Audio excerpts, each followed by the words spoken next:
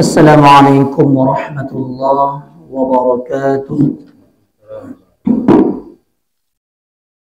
إن الحمد لله نحمده ونستعينه ونستغفره ونعوذ بالله من شرور أنفسنا ومن سيئة أعمالنا. من يهده الله فلا مضل له ومن يضلل فلا هادي له. وأشهد أن لا إله إلا الله وحده لا شريك له. وأشهد أن محمدا عبده ورسوله صلى الله على محمد وعلى آله وصحبه أجمعين. قال الله تعالى في القرآن الكريم: يا أيها الذين آمنوا اتقوا الله حق تقاته ولا تموتن إلا وأنتم مسلمون. يا أيها الناس اتقوا ربكم الذي خلقكم من نفس واحدة وخلق منها زوجها وبث منهما رجالا كثيرا ونساء واتقوا الله الذي تساءلون به والأرحام إن الله كان عليكم رقيبا. يا أيها الذين آمنوا اتقوا الله وقولوا قولا سديدا يصلح لكم أعمالكم ويغفر لكم ذنوبكم ومن يطع الله ورسوله فقد فاز فوزا عظيما. أما بعد فإن أصدق الحديث كتاب الله وخير الحديث حديث محمد صلى الله عليه وسلم وشر الأمور محدثاتها وكل محدثة بدعة وكل بدعة ضلالة وكل ضلالة في النار. Ikhwan fiddin, a'azani Allah wa iyyakum. Alhamdulillah, kembali kita bersyukur kepada Allah Subhanahu wa taala. Pada kesempatan ini Allah masih curahkan rahmatnya serta nikmatnya kepada kita semua, sehingga dari nikmat rahmat Allah Subhanahu wa taala masih dapat kita gunakan dengan sebaik-baiknya, terutama pada kesempatan ini, di hari libur ini. Mungkin banyak orang yang berjalan ke sana dan ke sini dan lain sebagainya. Kita pada hari ini masih sempat untuk meluangkan waktu kita dalam rangka thalabul ilmi, dalam rangka menuntut ilmu, dalam rangka untuk mengisi dada kita dengan nasihat-nasihat agama yang tidak lain agar dapat kita amalkan dalam kehidupan kita sehari-hari. Kemudian salawat beriringkan salam semoga tercurah hendaknya kepada Nabi kita Muhammad sallallahu alaihi wasallam, juga hendaknya tercurah kepada keluarga beliau, kepada para sahabatnya, kepada tabi'ut tabi'in, serta kepada pengikut setianya yang senantiasa istiqamah dalam menjalankan perintah Allah Subhanahu wa taala hingga hari kiamat nantinya. Ikhwan fiddin, a'azani Allah wa iyyakum. Adapun kajian kita tentang hadis arba'in, sekarang kita masuk kepada hadis yang ke-16. An-nahyu 'anil ghadab, larangan marah. An Abi Hurairah radhiyallahu anhu anna rajulan qala lin nabiy sallallahu alaihi wasallam awsini qala la taghdab faraddada miraran qala la taghdab rawahu al-Bukhari. Dari Abi Hurairah radhiyallahu an, bahwasanya ada seorang laki-laki berkata kepada Nabi sallallahu alaihi wasallam. Kata seorang laki-laki ini, "Ausini ya Rasulullah, beri aku wasiat, beri aku nasihat." Qala, kata Nabi, "La taghdab, jangan marah." Faradda miraran, maka mengulang-ulang. Qala, kata Nabi, "La taghdab, jangan marah." Hadis ini diriwayatkan oleh Imam Al-Bukhari. Qala Imam An-Nawawi dalam syarahnya, Imam Nawawi rahimahullah mengatakan qauluhu sallallahu alaihi wasallam la taghdab, jangan marah, maknahu la tunaffidu ghadabaka wa laysa an-nahyu raji'an ila an-nafs al-ghadab li'annahu min tiba'il bashar wa la yumkinu al-insanu daf'ahu. Maknanya adalah jangan meluapkan kemarahan. Sekalipun larangan ini bukan merujuk kepada kemarahan sendiri. Karena bahwasanya marah itu adalah merupakan tabiatnya manusia. Dan manusia tidak sanggup, tidak mungkin untuk menolak marah tersebut. Wa qauluhu sallallahu alaihi wasallam, dan juga sabda Nabi sallallahu alaihi wasallam yang berkaitan dengan ghadab, marah ini. Kata Nabi, iyyakum wal ghadab, jauhilah marah. Fa innahu jamratun tatawaqqadu fi fuadi ibni Adam. Alam tara ila ahadikum idza ghadiba kaifa tahmarru 'ainahu wa tantafikhu awdajuhu fa idza ahassa ahadukum bi syai'in min dzalika falyattaji' aw liyalsaq bil ardi. Jauhilah marah, karena sesungguhnya kemarahan itu adalah merupakan bara api yang menyala di dalam hati manusia. Apakah kamu tidak melihat kepada seseorang yang apabila dia marah, bagaimana kalian melihat matanya? Merah tidak? Kira-kira seperti itu. Kalau kita melihat orang marah, matanya akan merah. Urat-uratnya menjadi tegang. Urat-urat lehernya itu akan menjadi tegang. Wa idza ahassa ahadukum bi syai'in min dzalik, maka apabila salah satu kalian merasa sesuatu itu ada pada diri kita, merasa seperti itu, marah gitu, falyattaji, maka hendaklah kita berbaring. Aw yalsaq bil ardi, atau menempelkan badan kita ke tanah kalau ada rasa marah tersebut. Waja'a rajulun ila Nabi sallallahu alaihi wasallam faqala ya Rasulullah, dalam hadis lain, "'allimni 'ilman yuqarribuni minal jannah wa yuba'iduni minan nar." Qala la taghdab wa lakal jannah. Ada seorang laki-laki datang kepada Nabi sallallahu alaihi wasallam. Maka seorang laki-laki itu berkata, "Ya Rasulullah, ajarkan kepadaku suatu ilmu yang mana ilmu itu bisa mendekatkan aku ke surga dan menjauhkan aku dari neraka." Kata Nabi SAW, "La taghdab wa lakal jannah." Jangan kamu marah, kamu akan masuk surga.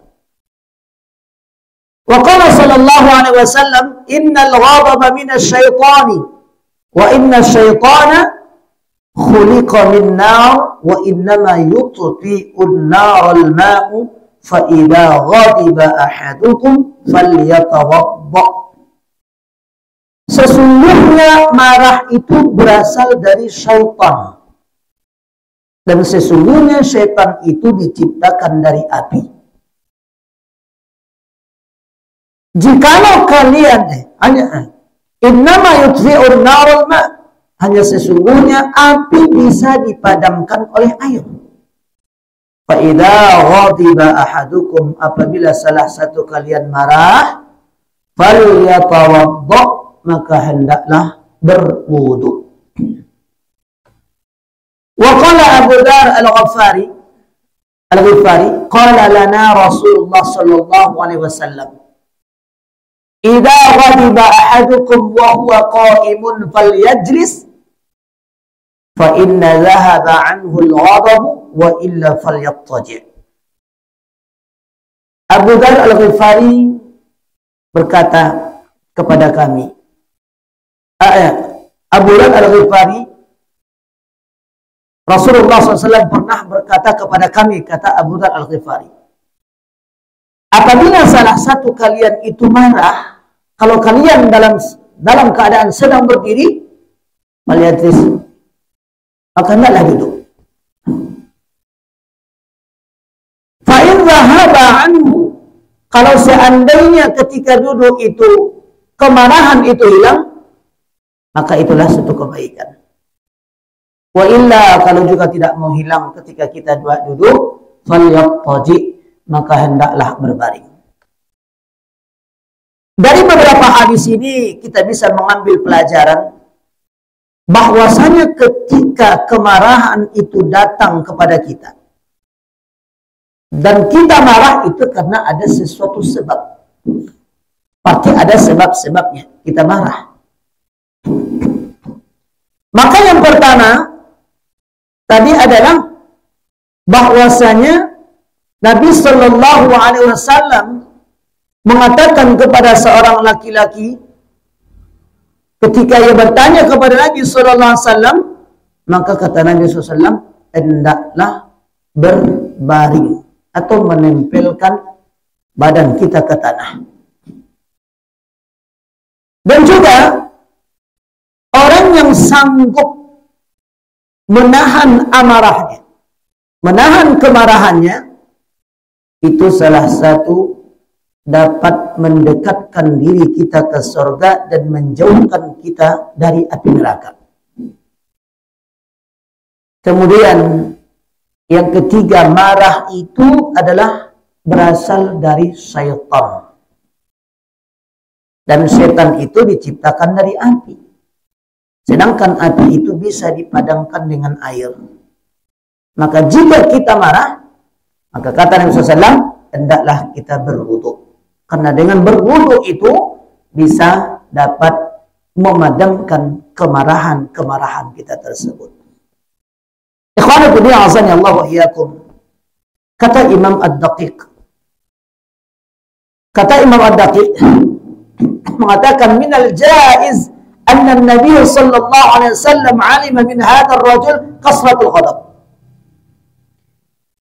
Dari hadis ini diterangkan boleh jadi Nabi sallallahu alaihi wasallam mengetahui seorang laki-laki yang bertanya kepada Nabi itu adalah orang yang suka marah. Mungkin terlalu banyak marahnya. Fakhassasahu bihadzal wasiyah. Maka Rasulullah sallallahu alaihi wasallam mengkhususkan wasiat itu kepada orang tersebut. Wa qad madaha an-nabiy sallallahu alaihi wasallam alladhi yamliku nafsahu 'inda al-ghadab.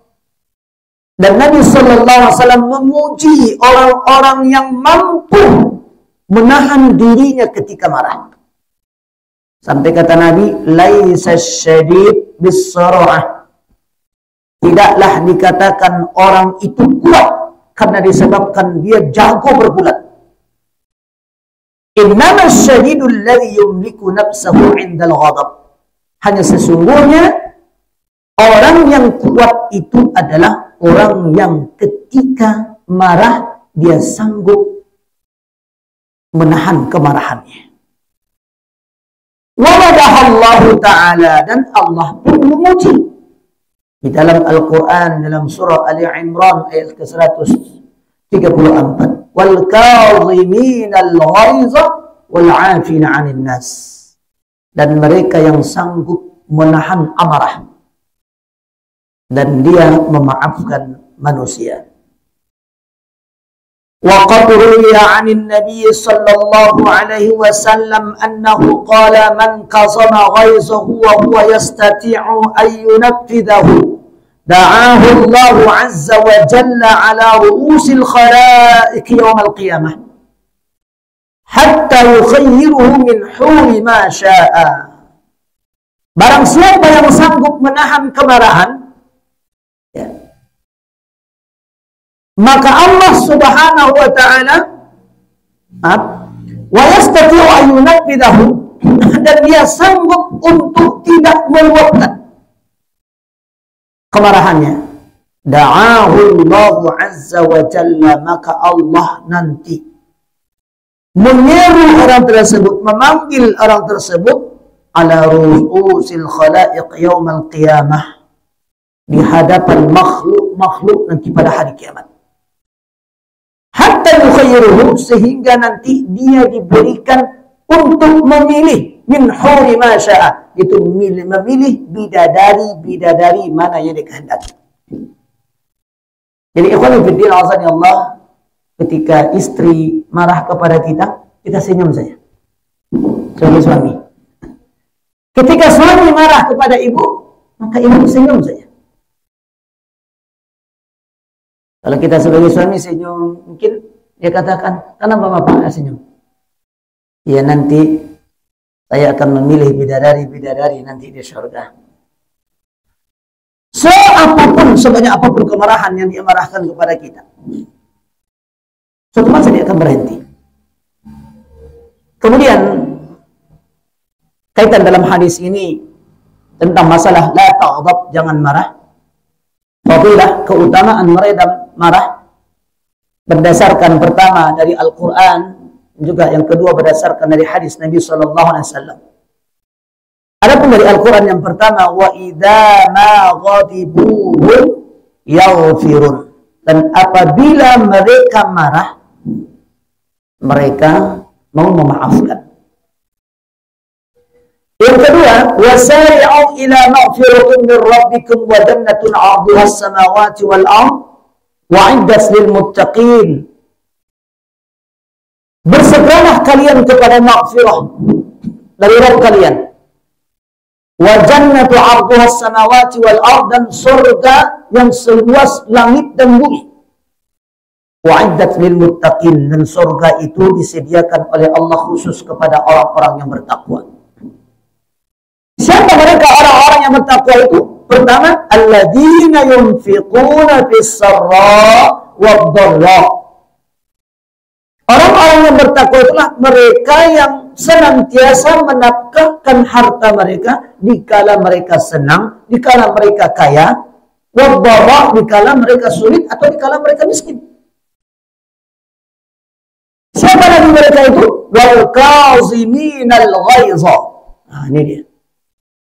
Mereka yang kazimin. Kazim itu artinya puncak amarah.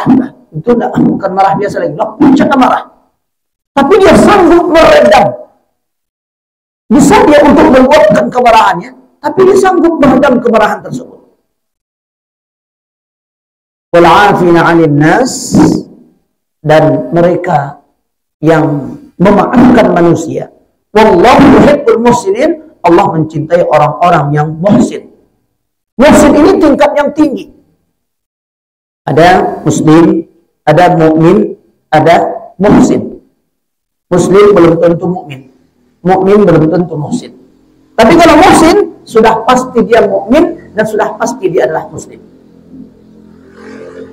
Sebab muhsin ini adalah orang yang senantiasa merasa diawasi oleh Allah Subhanahu wa taala. Karena ketika Nabi SAW ditanya oleh malaikat Jibril, "Ma'wal ihsan?" Nabi SAW mengatakan, "Anta'budallah ka'annaka tarahu, fa in lam takun tarahu, fa innahu yaraka." Ihsan itu anta'budallah, engkau beribadah kepada Allah, engkau menyembah Allah. Ka'annaka tarahu, seolah-olah kamu melihat Allah. Fa'ilam takun tarahu, jikalau kalian tidak dapat melihatnya, fa'innahu yaraka, maka sesungguhnya Allah yang melihat kamu. Kalau hal itu tertanam dalam jiwa kita, kita senantiasa merasa kita diawasi oleh Allah, merasa dilihat oleh Allah Subhanahu wa taala, maka tergolonglah kita kepada orang-orang muhsin. Orang yang senantiasa muraqabatullah, yang senantiasa diawasi oleh Allah Subhanahu wa taala dalam situasi dan kondisi bagaimanapun. Kita merasa senantiasa. Jadi orang muhsin ini adalah termasuk golongan orang-orang yang bertakwa kepada Allah Subhanahu wa taala. Termasuk sebagaimana kaji kita adalah orang yang mampu menahan puncak amarah yang seharusnya menyebabkan kemarahan tersebut, tetapi dia mampu untuk meredam kemarahan tersebut. Ini adalah merupakan ciri-ciri penghuni surga, yaitu mereka yang menafkahkan hartanya dikala mereka senang, dikala mereka sulit, orang yang menahan kemarahannya, suka memaafkan orang lain, serta menjadi orang-orang muhsin. Ikhwan fillah, Allah wa iyyakum. Kenapa orang tidak dapat meredam amarah? Karena mereka tidak mengetahui bahwasanya meredam amarah itu merupakan suatu ibadah. Ibadah itu bukan hanya sekedar kita baca Quran, berzikir, sholat, melaksanakan puasa sunnah, bersedekah, berinfak. Ternyata meredam amarah juga termasuk ibadah. Hendaknya kita bisa meredam amarah itu sebagaimana halnya kita bisa membaca Al-Quran. Kita bisa baca Quran, kita berzikir, kita bisa sholat, kita bisa bersedekah. Begitu halnya kita juga meredam amarah kita. Terkadang memang itu sudah sulit. Itu makanya ganjaran meredam amarah itu amat besar. Sehingga kata Nabi SAW, sebagaimana yang dikatakan oleh seorang laki-laki, ajarkan kepadaku suatu ilmu yang dapat mendekatkan aku ke surga, menjauhkan aku dari neraka. Kata Nabi SAW, la taghdab walakal jannah. Jangan marah, kamu akan masuk surga. Tetapi jangan pula kita memahami, oh seperti itu cukup ya. Kalau begitu dah nggak usah marah-marah lah saya. Bisa masuk surga kan? Kalau dia salah paham, oh tidak perlu berarti sholat, tidak perlu berarti puasa. Cukup meredam amarah. Tidak. Yang kewajiban-kewajiban lainnya yang sesuai dengan syariat itu tetap kita laksanakan. Cuma ini merupakan salah satu ibadah penyebab seorang masuk surga. Suatu ibadah yang menyebabkan seorang masuk surga adalah mampu meredam kemarahan.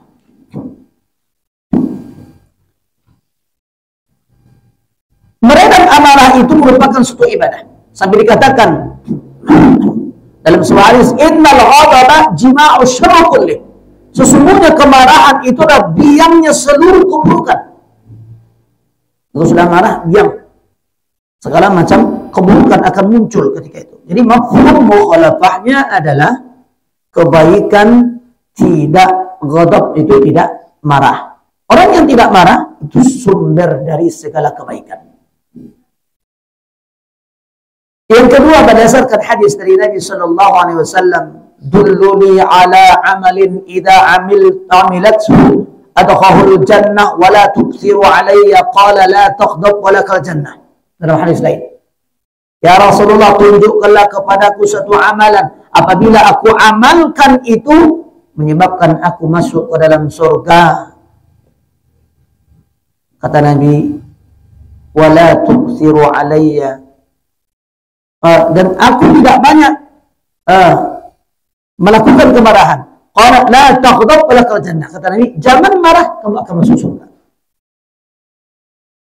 Hadis ini menjelaskan salah satu sebab seorang masuk surga. Bukan hanya sekedar sebagaimana kita katakan tadi, sekedar dia meredam amarahnya dia masuk surga. Tapi dia tidak melaksanakan sholat, bukan. Cuma salah satu sebab seorang itu masuk surga adalah dia mampu untuk menahan kemarahan. Karena menahan kemarahan adalah merupakan suatu ibadah yang akan diberikan oleh Allah Subhanahu wa taala pahala kepada pelakunya. Yang ketiga, hadis berikutnya, ayyu syai'in yuba'iduni an ghadabullah. Apakah sesuatu yang menjauhkan aku dari murka Allah? Seorang laki-laki bertanya kepada Rasulullah. Qala Nabi, kata Nabi, la taghdab, jangan marah. Hadis ini menjelaskan orang yang suka marah-marah, meluapkan kemarahannya yang dia tidak sanggup menahan kemarahannya, itu bisa menyebabkan murka Allah Subhanahu wa taala kepada kita. Karena menahan marah itu merupakan ibadah. Sebagaimana halnya kita beribadah membaca Quran, berzikir, bersedekah.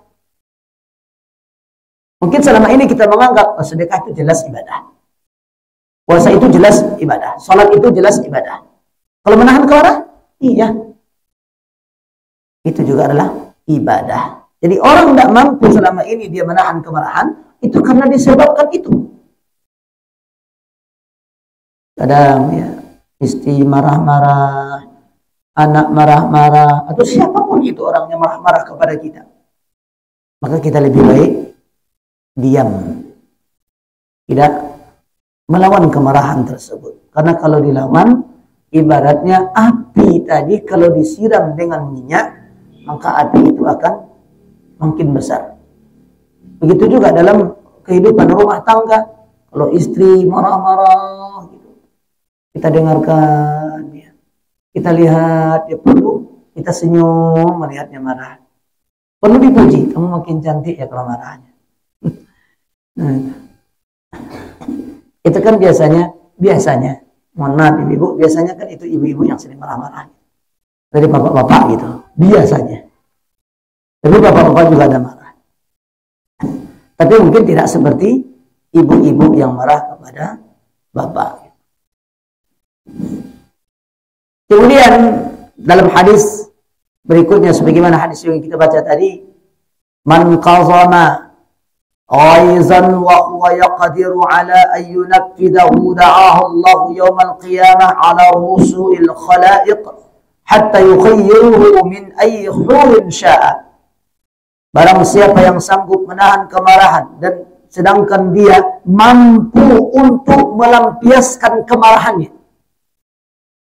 mampu melampiaskan, tapi dia tahan. Kan ada orang kadang, Pak aku nahan marah, oh tahan sakit keperluan. Tapi kalau ada Tuhan, lega rasanya. Jadi ketika itu kita tidak sadar kita sedang dikuasai oleh syaitan. Lega rasanya. Kalau tidak dilampiaskan, kalau ditahan-tahan, bisa menyakiti nyawa. Dan bisa pula menyebabkan stroke kecewa, darah tinggi dan lain sebagainya. Mungkin anggapan kita. Tapi dia merupakan suatu ibadah.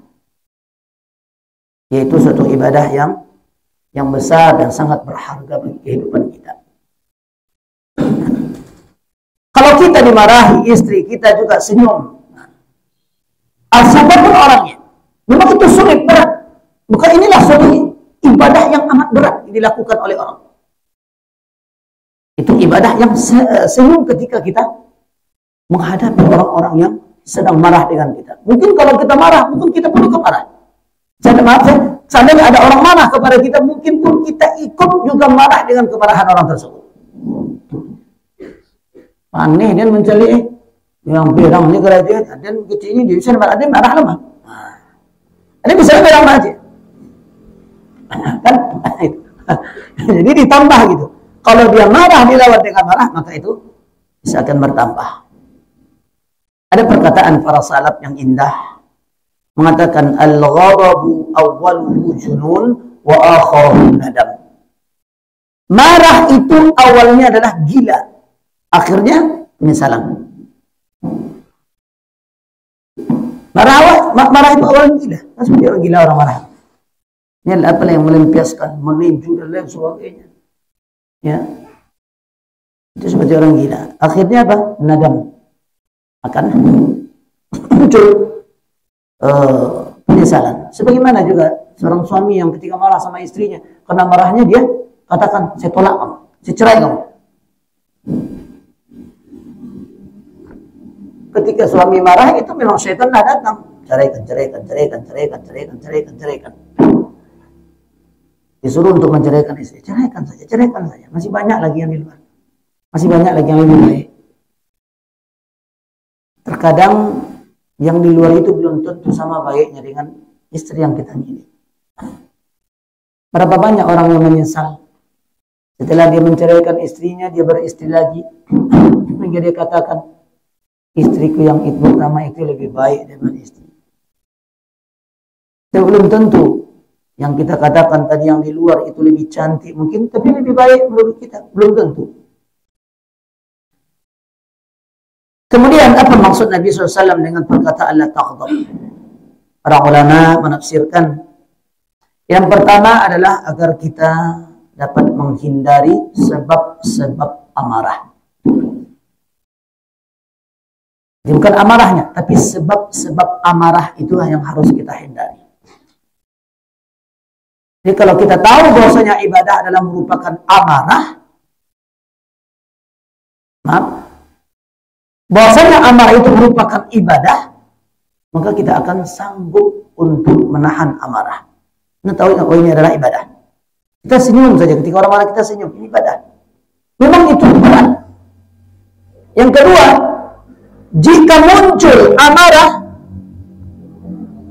maka tahanlah amarah tersebut dan hendaklah kita melawannya.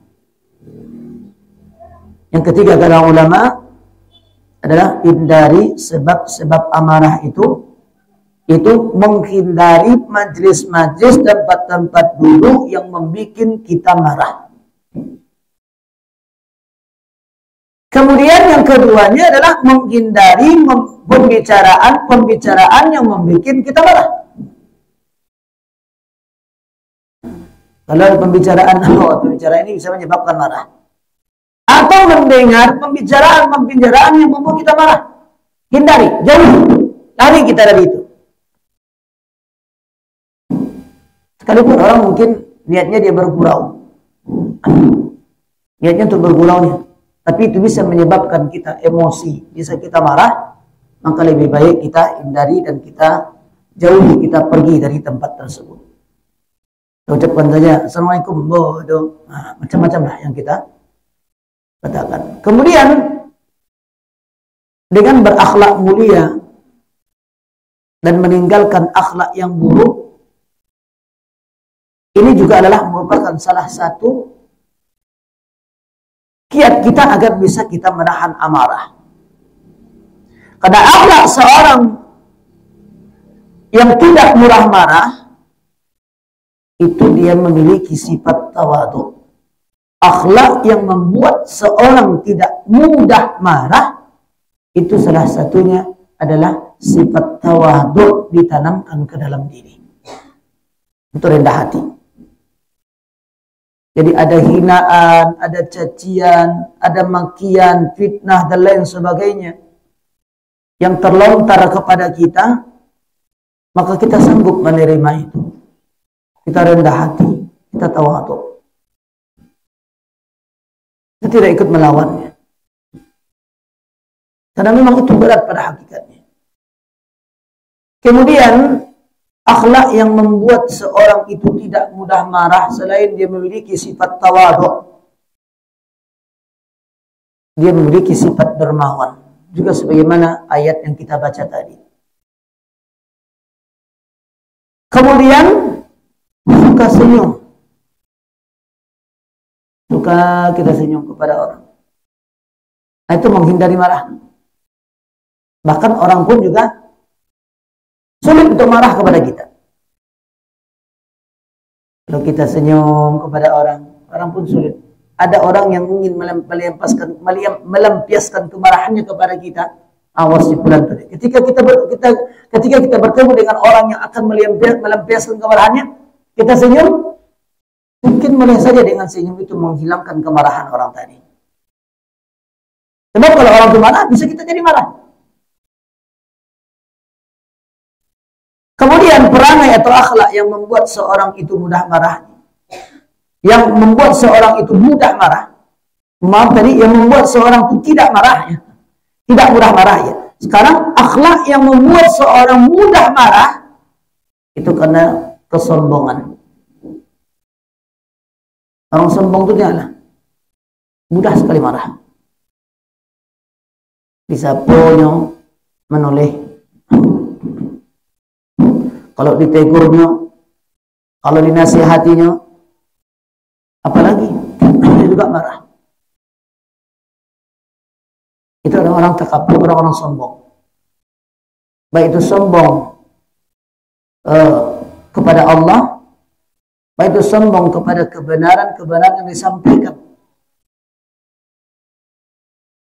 atau sombong dengan kekuasaan dia. Ini adalah orang-orang yang besar, gitu. Maksudnya besar dalam arti punya pangkat, punya kedudukan. Kalau kita kasih nasihatnya, dia akan marah kepada kita. Adil laku dinasihatinya. Atau lain sebagainya. Siapapun dia orang itu, dia merasa besar, dia lebih merasa mulia. Ketika kita sampaikan sesuatu yang baik kepadanya, maka dia akan menolak. Sekalipun yang kita sampaikan itu benar adanya. Kita sampaikan itu benar adanya. Dan dia mengakui kebenaran apa yang kita sampaikan tadi. Dia mengakui kebenaran apa yang kita sampaikan. Cuma saja karena egoisnya, karena kedudukannya, karena pangkatnya, dia tidak mau menerima begitu saja. Gengsi dia menerima nasihat-nasihat dari kita. Ikhwan fillah, Allah wa iyyakum.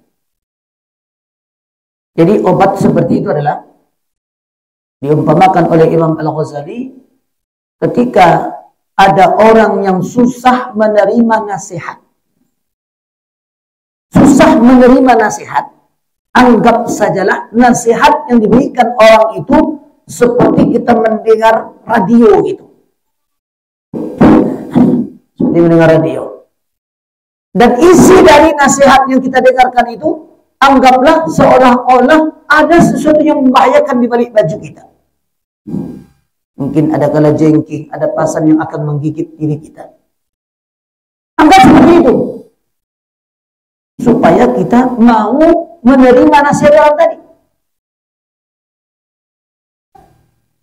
Jadi ketika dengar nasihat, anggaplah ada pasan, ada kalajengking di badan awak, di balik baju awak. Takut awak menggigit, membahayakan bagi diri awak. Maka awak pasti akan menerima nasihat orang tersebut. Kemudian yang kedua, akhlak yang membuat seorang itu mudah marah karena disebabkan bakhil, pelit, panceke, simpilia karyang, simpilik karyang, kajai balapi, namanya hari hujan bayong bakapi, nyoba jalan sepeda diri, taragak makan ayam bilonya sakit. Ini awak dulu nak. Dulu awak taragak makan ayam gini-gini, kalau ayam tu sakit. Nah sakit ayam tu udah potong langsung. Kalau indah awak nan sakit, ayam nan sakit. Ada dua. Tinggi awak dulu gini-gini panak. Kalau ingin makan ayam awak itu payahnya dulu makan ayam tu. Ingin makan ayam tu kok indah awak sakit, ayam nan sakit. Ya, ayam dia kuat, apa dia langsung. Nah, makan ayam tu. Kalau awak sakit teragak makan ayam. Ah, di dabihan ayam. Kena di bagian ayam. Jadi bakhil dalam ini ya, orang yang bakhil itu suka. Pasti dia suka marah. Kemudian orang yang tidak suka senyum. Basubuh wa jenyum yang marah nguiknya mukul. Marah nguiknya itu orang-orang yang susah. Mudah marah, mudah sekali orang marah. Orang sombong, takabur, ya. Orang yang bakhil, orang yang tidak suka senyum. Itu perangai yang membuat seorang itu mudah marah. Kemudian ada beberapa kiat agar kita tidak mudah marah. Pertama, juga berdasarkan dari hadis-hadis yang kita baca tadi, sebanyak hadis itu adalah perbuatan pertama itu adalah berwudu. Dengan banyak berwudu, dengan kita sering berwudu, itu bisa menyebabkan peredam kita marah. Atau ketika kita marah, kita berwudu sebagaimana sabda Nabi tadi, innal ghadaba minasyaitan wa innas syaitana khuliqa minan nar wa innama tudfi'un nar bil ma' fa idza ghadaba ahadukum falyatawadda. Sesungguhnya marah itu berasal dari syaitan, dan sesungguhnya syaitan itu diciptakan dari api. Hanya sesungguhnya api itu dapat dipadamkan dengan air. Apabila salah satu kalian marah, maka hendaklah dia berwudu. Maka dengan berwudu dapat memadamkan kemarahan kita. Yang kedua, jika dia berdiri, maka duduklah. Jika dia duduk, maka berbaringlah. Juga berdasarkan hadis yang kita baca tadi. Bahwa qa'imun falyattaji. Kalau dia marah sedang dalam keadaan berdiri, hendaklah dia berbaring. Kemudian yang ketiga, mengucapkan ta'awuz. Bagaimana sabda Nabi sallallahu alaihi wasallam? A'udzubillahi minasyaitonirrajim. Membaca ta'awuz. Apakah itu setan berasal dari manusia? Apakah itu setan berasal dari bangsa jin? Mungkin ada sesuatu yang menyebabkan kita marah. Datang orang marah-marah dengan kita. Bagaimana supaya kita juga tidak ikut meluapkan kemarahan kita? Maka kita baca a'udzubillahi minasyaitonirrajim. Kau tak dengar ada orang marah itu dia namanya apa? Keci ang setan dan. Begitu. Betul. Dia datangnya marah-marah kawan. Mana orang yang datang marah kawan itu menyebabkan orang marah.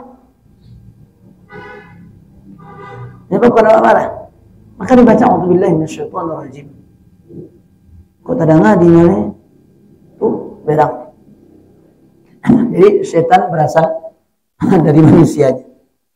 Atau setan berasal dari bangsa jin. Yang kita sendiri itu marah-marah. Jadi dengan membaca ta'awuz, kalau kita sadar, ketika kita ingin marah, langsung kita a'udzubillahi minasyaitonirrajim. Kita membaca ta'awuz untuk menghindarkan diri kita dari marah. Kemudian berikutnya yang keempat adalah diam. Idza ghadaba ahadukum falyaskut, kata Nabi. Apabila salah satu kalian marah, maka hendaklah dia diam. Karena dengan diam itu bisa meredam kemarahan, apakah itu sumbernya dari orang, dari saudara kita, dari anak kita, dari istri kita, atau dari suami kita. Maka dengan diam itu dapat meredam. Kemudian berikutnya adalah dengan pikiran, memikirkan pahala-pahala orang yang dapat meredam amarah. Jadi kalau kita mampu berpikir, bagaimana ya, kalau saya dengan diam ini kan bisa meredam saya marah. Dengan diam itu bisa kita meredam. Ikhwana fiddin, a'azzanillahu wa iyyakum. Sebagaimana dalam hadis tadi, idza ghadaba ahadukum falyaskut, apabila salah satu kalian marah, maka hendaklah diam. Ini adalah merupakan salah satu kiat agar kita mampu untuk meredam kemarahan kita. Karena kemarahan itu kalau sudah bergejolak di dalam hati, maka ini bisa membahayakan bagi diri kita dan juga bagi orang lain. Bahayanya kemarahan tersebut. Marah atau ghadab tersebut banyak sekali menimbulkan perbuatan-perbuatan yang diharamkan oleh Allah Subhanahu wa taala. Seperti apa? Yang tadinya kita tidak memukul jadi memukul. Yang tadinya kita tidak melempar jadi melempar, tidak menampar jadi menampar. Atau melemparkan barang-barang yang bisa pecah. Awak sedang minum doang. Tiba-tiba istri datang marah-marah aja. Aku naik langsung. Pang langsung. Galih tuh kok piring hampir. Itu kan bisa jadinya. Bahkan bisa menyiksa orang lain atau menyiksa diri sendiri. Kan ada orang marah dia siksa dirinya sendiri. Semua dinding. Itu mau kacau. Atau mau hampir-hampiran badannya. Berguliang-guliang di tanah. Hampir-hampiran badan untuk menghilangkan rasa kesalnya itu. Jadi bisa menyakiti diri sendiri, bisa menyakiti orang lain, bahkan bisa mengeluarkan perkataan-perkataan yang diharamkan, caci maki, hinaan, maka baca ruih dan lain sebagainya.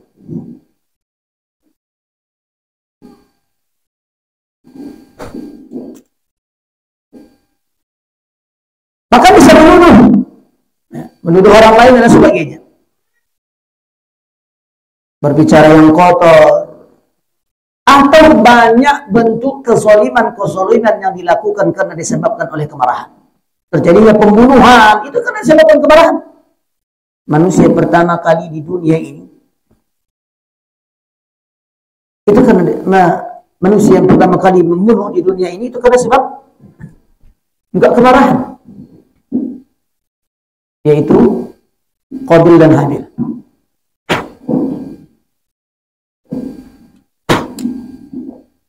Ikona samui gajah mata.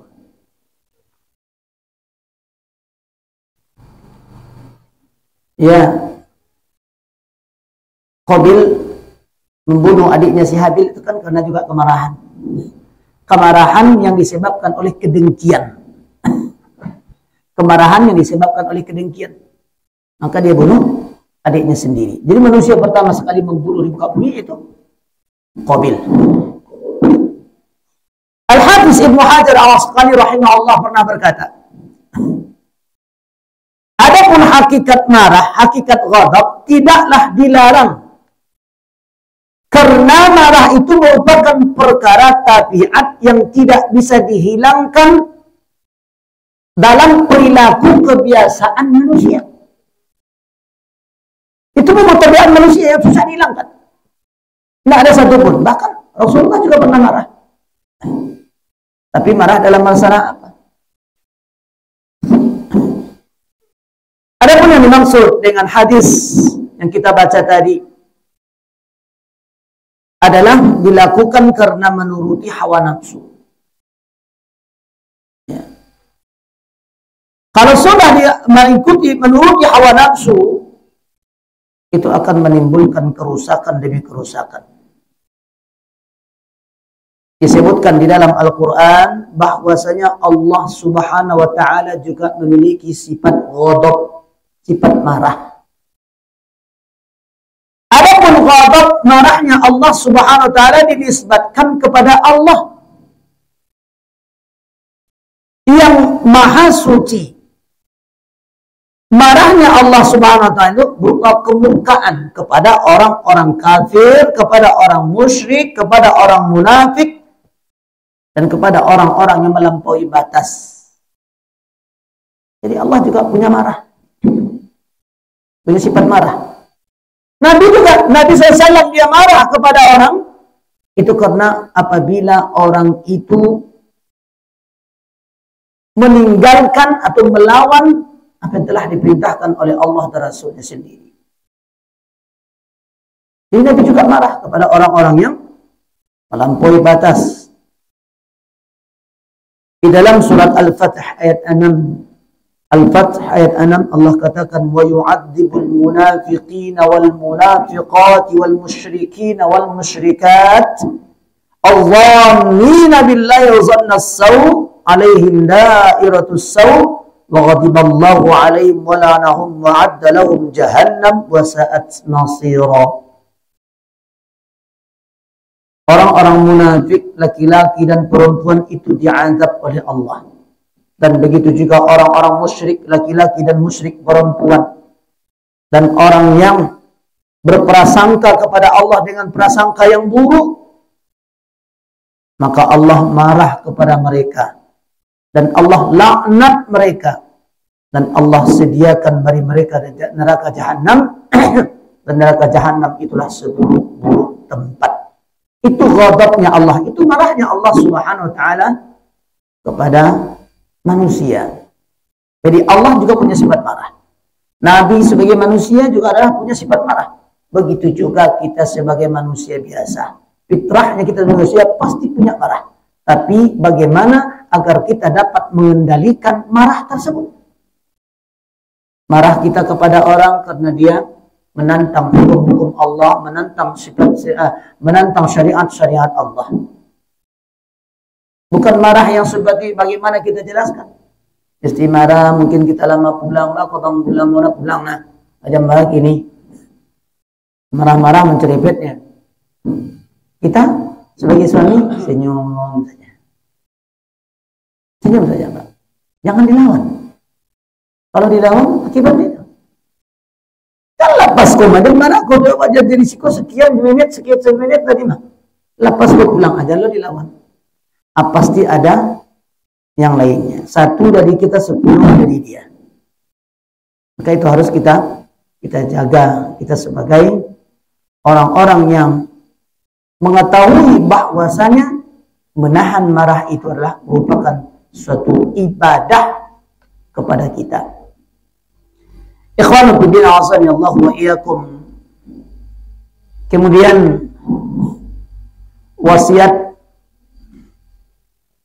dan pesan kepada seorang, baik itu kepada kita sendiri, adalah sebagaimana pesan Nabi Shallallahu Alaihi Wasallam tadi, la taghdab, jangan marah.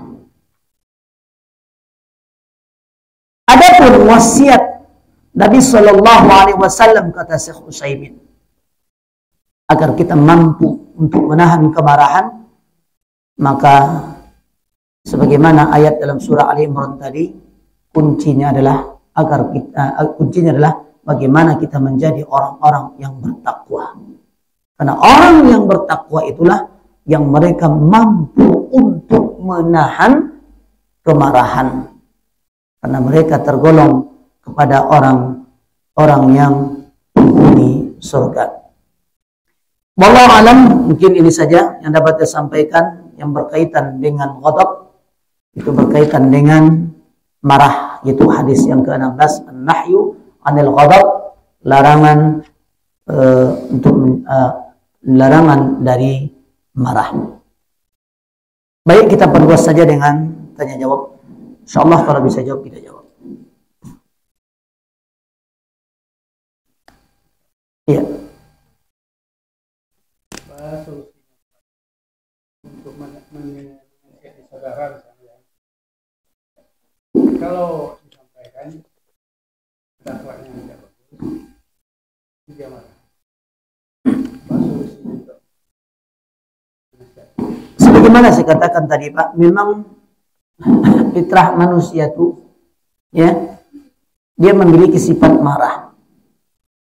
Atau ketika seorang itu diberikan nasihat, ya, dia egois. Egoisnya itu lebih dia kemukakan. Awak lu ka dinasihati. Awak lu ka dinasihati.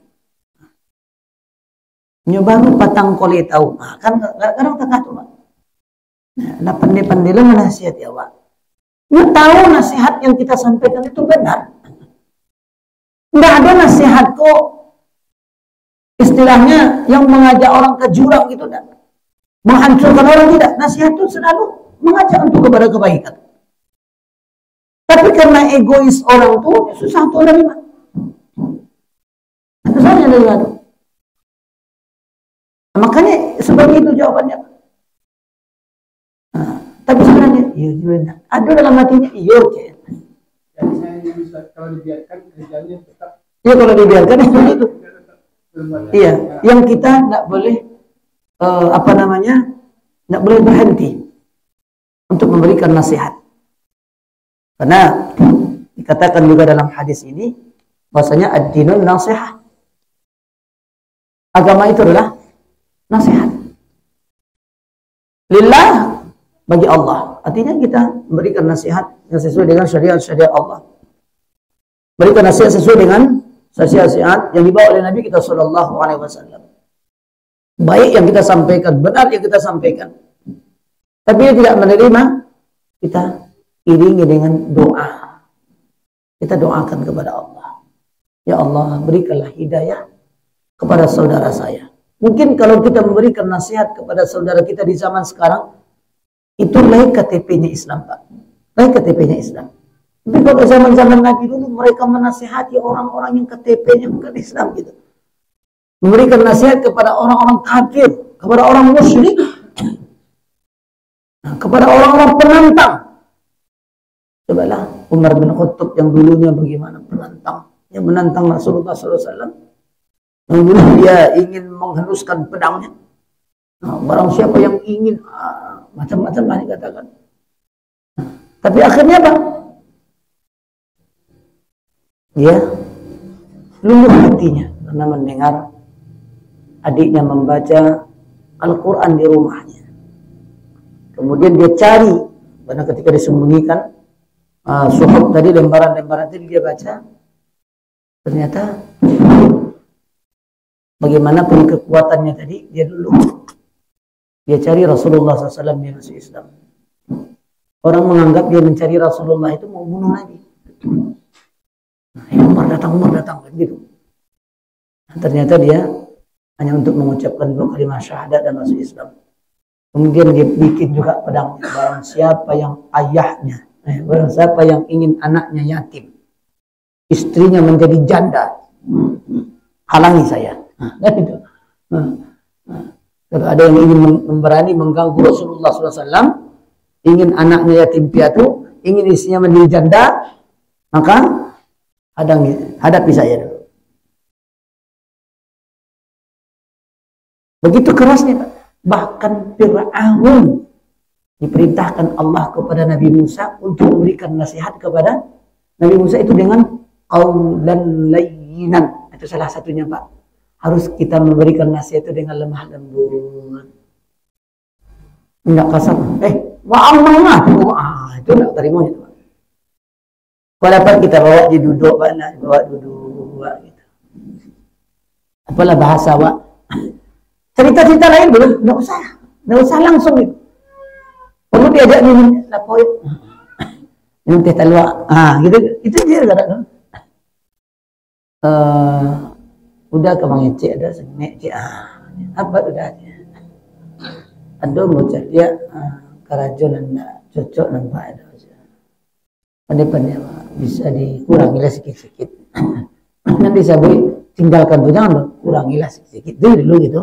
Kurangilah sikit-sikit karajo tuh. Tak baik nampak orang.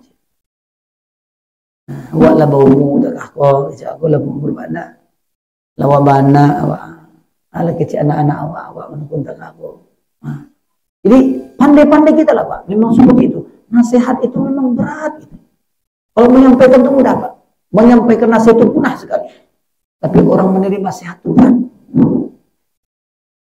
Menyampaikan nasihat itu amat sangat mudah.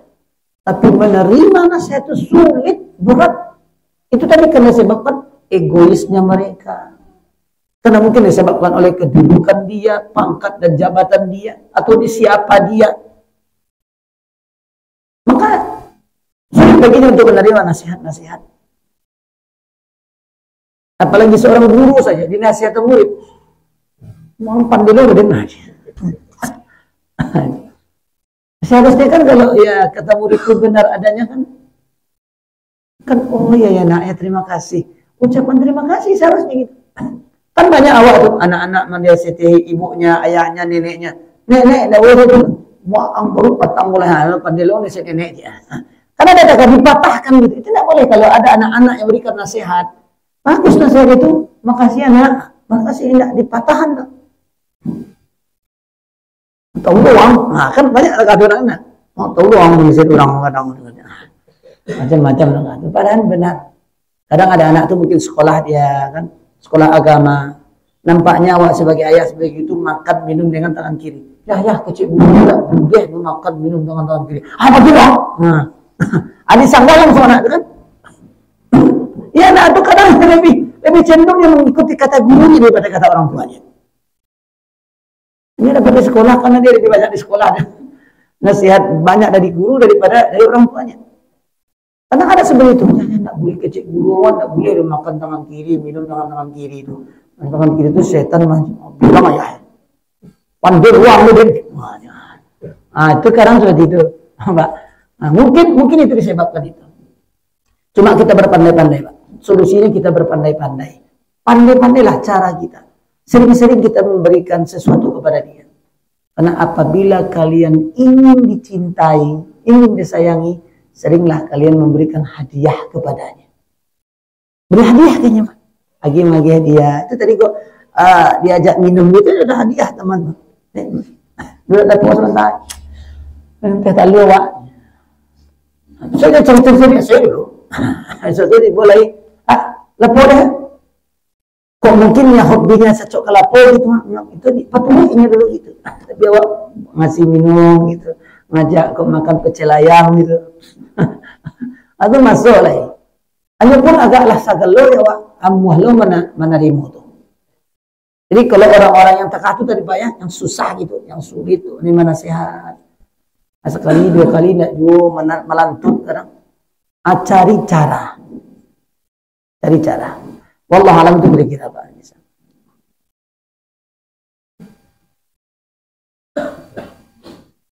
Ustaz, bagaimana ada seorang dia dijauhi karena selalu bicara agama, tiap duduk bicara agama, tapi dia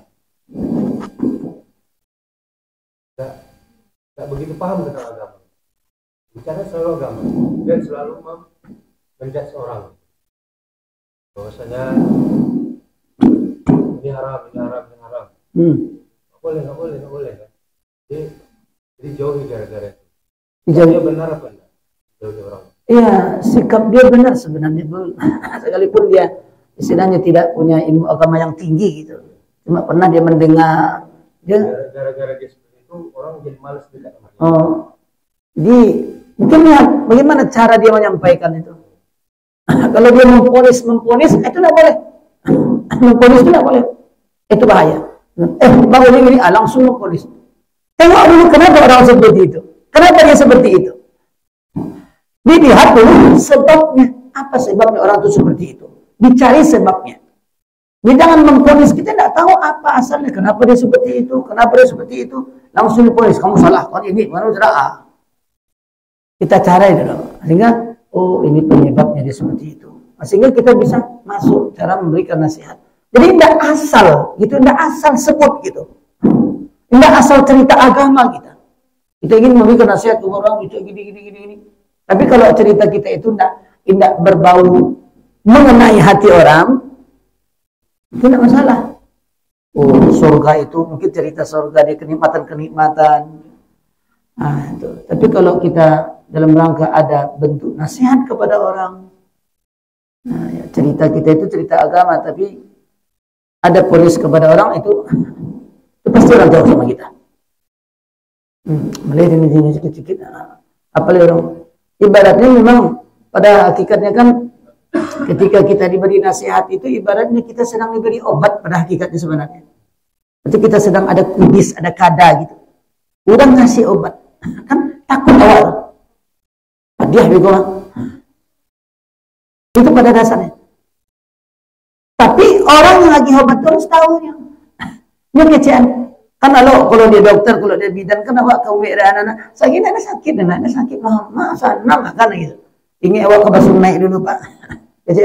Kecil orang tua naik itu sakit segala macam kan. Tuh tidak sakit sana macam-macam. Padahal dia sakit. Tapi dokter tuh tidak mengatakan tidak sakit gitu.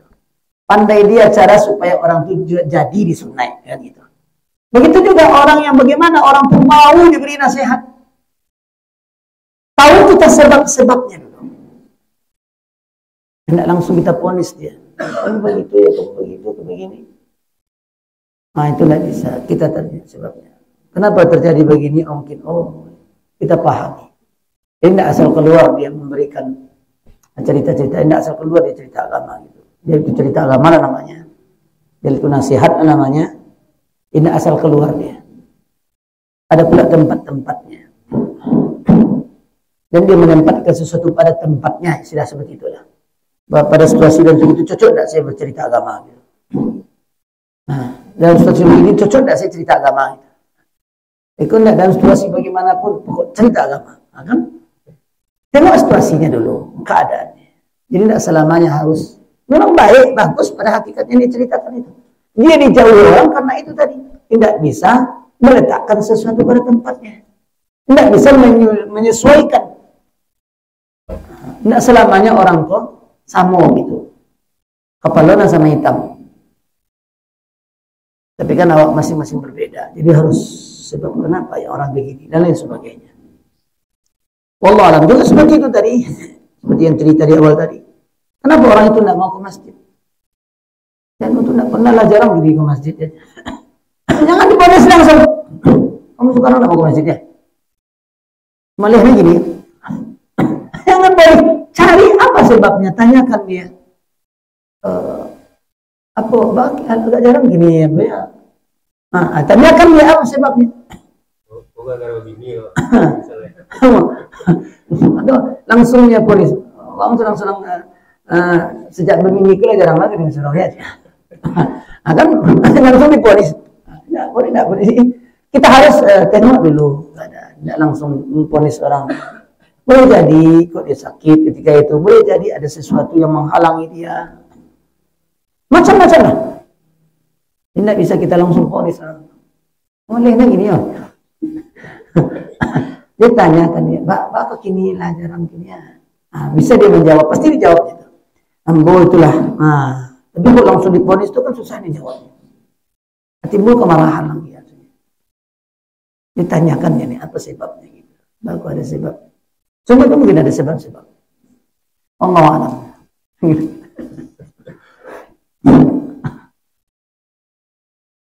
Karena marah lo orang-orang nak masjid marah apa gara-gara itu kan. Tanyakan apa sebabnya kira.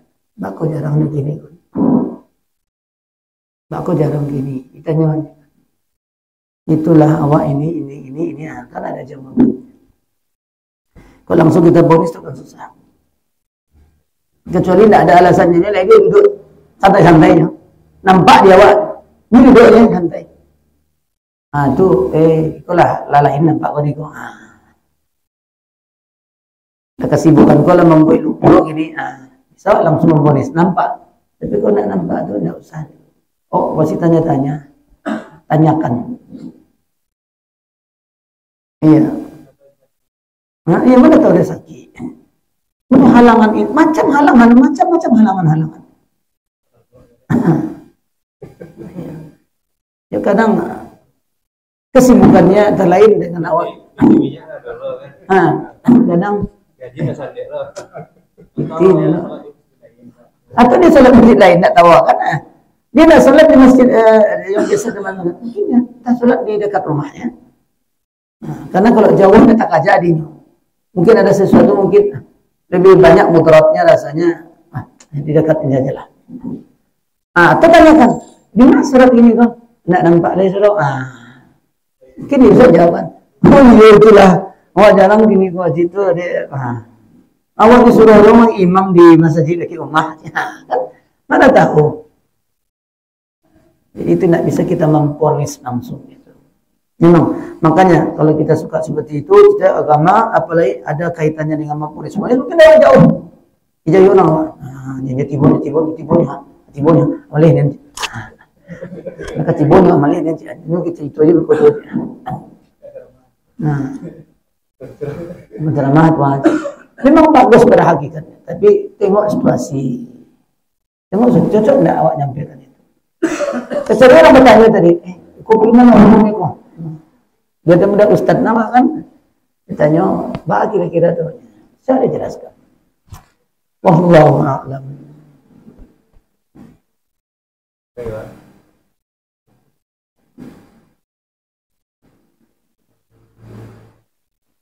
Habis kira-kira ibu-ibu ini ada bertanya saya cari ke kertas saya ayo bahas supaya nak berang-berang ke suami, bagaimana supaya suami tidak berang kawa. Yang rumah tangga tuh Pak, itu awalnya yang indah terasa gitu. Udah berjalan sekian bulan, sekian tahun tuh lain apa? Ada ikut campur setan gitu. Nah, kalau sebelum apa tuh semua cantiknya nampak, indahnya semua. Kalau berjalan lain lagi.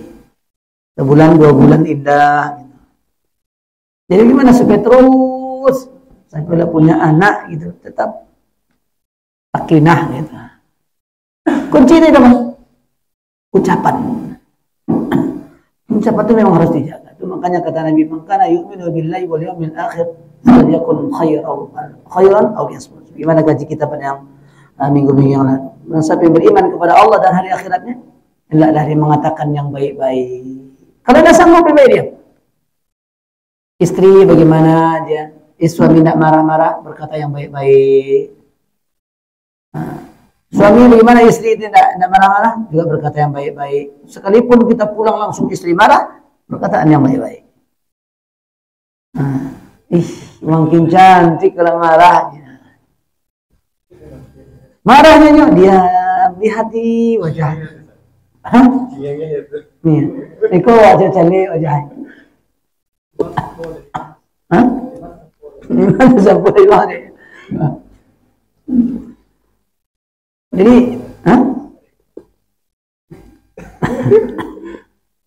jadi memang harus seperti itu, Pak. Memang itu fenomena kita hidup di dunia. Dan tabiat manusia itu pasti ada memiliki marah. Tapi marah yang harus terkontrol. Jadi ternyata menahan marah itu ibadah. Sama dengan halnya kita ibadah baca Quran, ibadah kita berzikir, ibadah kita sholat, puasa. Jadi orang yang karena dia marah-marah itu karena dia tidak tahu bahwasanya menahan marah itu adalah ibadah. Dia tidak tahu tuh. Kau tahunya menahan amarah itu ibadah, pasti dia senyum ketika melihat orang marah. Jadi itu kalau istri marah kepada suami, suami senyum, dipersilahkan kepada suami itu nanti pada hari kiamat untuk memilih para bidadari. Belokannya apa? Ada bidadara loh. Wallahu a'lam.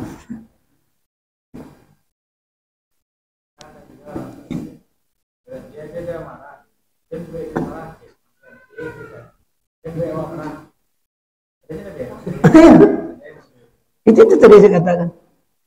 Orang marah bisa menyebabkan kita marah. Kalau kita marah bisa menyebabkan perkataan-perkataan yang keluar dari mulut kita tidak terkontrol. Bacari, segala macam keluar. Hah? Iya, keluar kebun binatang tadi. Sadwa lahi sabi. Itu yang dikhawatirkan, muka bahayanya. Jadi boleh marah, tapi kepada hal-hal yang kalau istri kita itu melanggar syariat, kita marah. Suami ibu kalau melanggar syariat, melanggar hukum-hukum Allah, maka boleh marah. Marahnya itu adalah marah yang disuruh. Apa udah nggak sembahyang? Sembahyang udah. Istri sama istri. Oh, istrinya dua. Marah, itu mungkin sebab cemburu. Kemarahan antara istri dengan istri berikutnya itu karena kecemburuan. Jadi, dalam satu riwayat Rasulullah SAW pergi ke rumah Aisyah, dan ketika itu giliran Aisyah. Ya kan, Nabi bergiliran ke rumah istrinya. Jadi Rasulullah datang ke rumah Aisyah, memang itu giliran. Kemudian istri yang satu lagi itu membuat makanan. Membuat makanan untuk mengantar ke rumah Aisyah, membuat makanan kepada Rasulullah. Dibawalah makanan tadi, diberi dah Rasulullah. Aisyah nampak, ditamparkan Aisyah makanan tadi, jatuh. Nabi ambil, kembali makan itu diilat Nabi, dimasukkan ke piring. Marahkan Nabi? Tidak. Kata Aisyah, ini giliran saya. Kan giliran mudah, jangan ngambil perhatian kepada Rasulullah. Nabi ngambil perhatian kepada Rasulullah. Ini giliran saya, kata Aisyah. Istri Nabi seperti itu. Apalagi istri kita, kalau dua. Jangan, ya cemburu. Jadi tamparkan ketika itu. Ini giliran saya. Jadi mungkin kau ngambil perhatian Nabi, dibuatkan makanan saja untuk makan Rasulullah gitu supaya bisa makan sama Aisyah. Tapi Aisyah cemburu.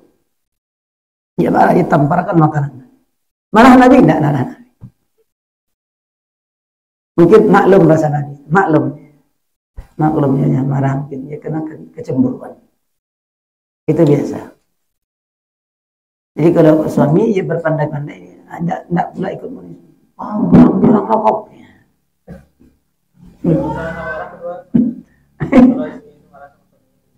Kedua marah. Wallahu a'lam. Iya. Marah tengok sebab marahnya. Apa dia marahnya? Kenapa kami diduakan gitu ya? Mungkin itu marah.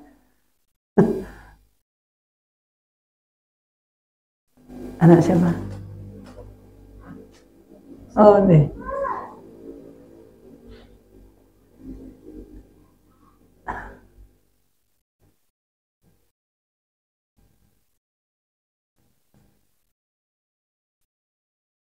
Habis?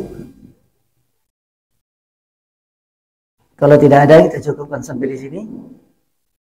Insyaallah pada Bulan akan yang datang kita masuk kepada hadis yang ke-17, itu ar-rifq wal ihsan, lemah lembut dan berbuat ihsan. Baik, kita sudahi dengan membaca kafaratul masjid. Subhanakallahumma wa bihamdika asyhadu an la ilaha illa anta astaghfiruka wa atubu ilaik. Assalamualaikum warahmatullahi wabarakatuh.